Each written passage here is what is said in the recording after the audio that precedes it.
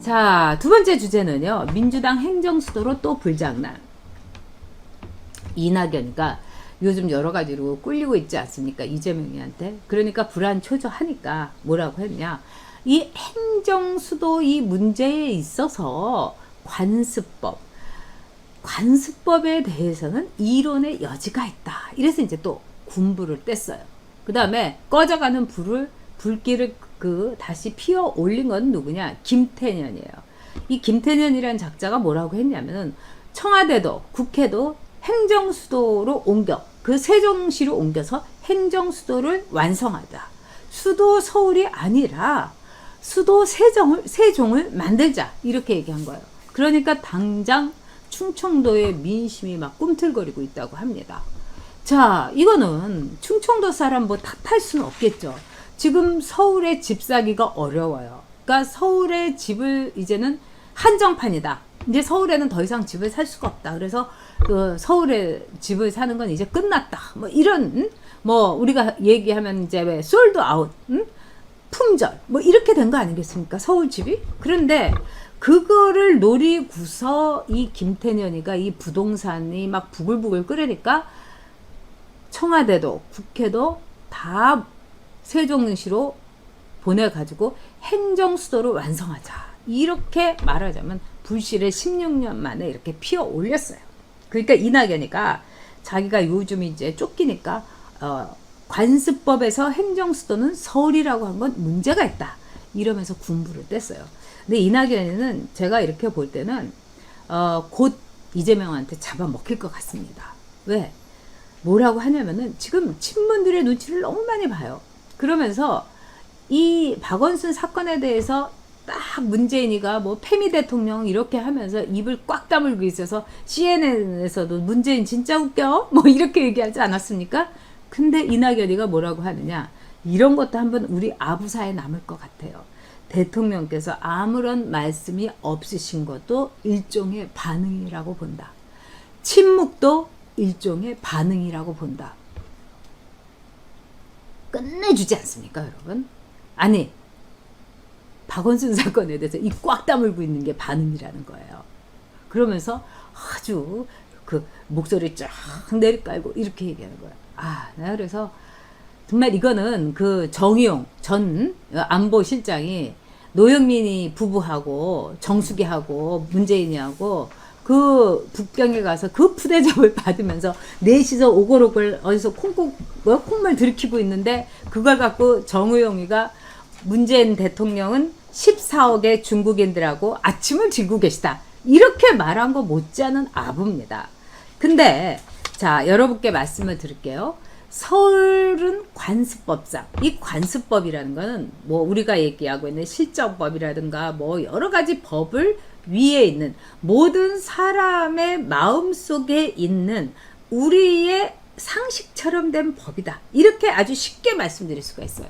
그래서 관습법이라는 이 개념은 이석연 그 당시에 변호사가 이 MB 때 법제처장도 했죠. 변호사가 이 문제를 얘기를 해가지고 결국 수도 이전은 안 된다. 서울은 행정수도다. 이거를 16년 전에 이미 법으로 헌법재판소에서 윤영찬 헌재 소장이 땅땅땅 하고 결정을 내린 거예요.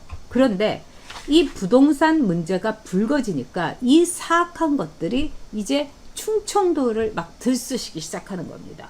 왜? 세종시의 청와대도와 국회도와 이러면 수도가 되는 거 아닙니까? 그러면 어떻게 되겠습니까? 이 충청도, 세종시, 대전 충청도의 땅값이 그냥 확 청주고 뭐고 그냥 다 올라버리는 거죠. 그리고 우리도 품절이야 이럴 수 있게 되는 겁니다. 김태년이는 바로 그런 걸 노린 거예요. 지금 부동산 때문에 이 정권이 오락가락하고 쓰러질 것도 같다. 왜냐하면 노무현 정권이 여러분 정확하게 말하자면 부동산 때문에 넘어간 겁니다. 집값이 너무너무 올라갔고 원성이 커가지고 그것 때문에 넘어간 거예요. 저는 이 문재인 정권이 정말 적하고 내통하는 박지원이 같은 자식을 국정원장을 만드는 이런 이적 행위로도 넘어갈 거라고 저는 생각을 했었습니다만, 이 부동산이 지금 자기네들이 그린펠트를 가지고 18일 동안 정말 아닌 밤중에 홍두깨처럼 온갖 발광을 하더니 또 없던 일로 만들어서 사람 막 미치게 만들고, 그러니까 가만히 조용히 편안하게 이 국민이 사는 꼴을 못 봐요, 이 문재인 정권은. 근데 이번에 국회에다가 이제 김태년이가 뭐라고 하냐면 행정수도 특위를 국회 안에 만들자는 거예요. 박원순 수사 특위나 만들지 무슨 얼어죽을 다 끝난, 국회에서도 이미 끝난 행정수도 특위를 만들자고 제안을 한 거예요. 근데 이거는 여러분 굉장히 위험한 겁니다. 벌써 충청도는요, 지금 어떠냐면은요, 엄청나게 충청도민들은요, 인구가 그 전라도보다 많아요. 그래서 충청도 사람들이 이제 충청도에서도 대통령 좀 나와야 되겠고, 응? 뿐만 아니라 충청도는 지난 16년 아니라 20년 전 그때부터 노무현이가 수도 이전 어쩌고저쩌고 할 때부터 굉장히 충청도에는 엄청나게 많은 예산과 그 다음에 충청도 사람들은요 이것저것 다 챙겼어요. 제가 그건 국회에 있을 때 정말, 그리고 이 정권대로 저 정권대로 어떻게 하면 충청도를 행정수도로 만든다고 했다가 못 만들은, 말하자면 저 좌파 정권은 충청도에 대해서 빚이 있다고 생각해서 충청도에다 예산을 쏟아부었습니다. 또 충청도로 수도 이전하는 건 반대를 했던 보수 정권의 경우는 충청도 사람들이 우리 미워하면 안 되지. 그리고 거기 있는 지역구 의원들은 막 죽겠다고 맨날 죽을상을 하면은 거기다가 예산 다 보내주고 그랬어요. 그래서 충청도는요, 여러분도 잘 아시겠지만 우리 전국에서 예산을 거의 탑 수준으로 늘 갖고 갔던 데예요. 그 다음은 호남이 많이 갖고 갔죠. 그러니까 이 가운데서요, 제일 못 챙기고 제일 이 바보 노릇을, 핫바지 노릇을 한 데는 어디냐? 경상도 하고 그 다음에 강원도 뭐 이런 데예요. 정말 한심하죠.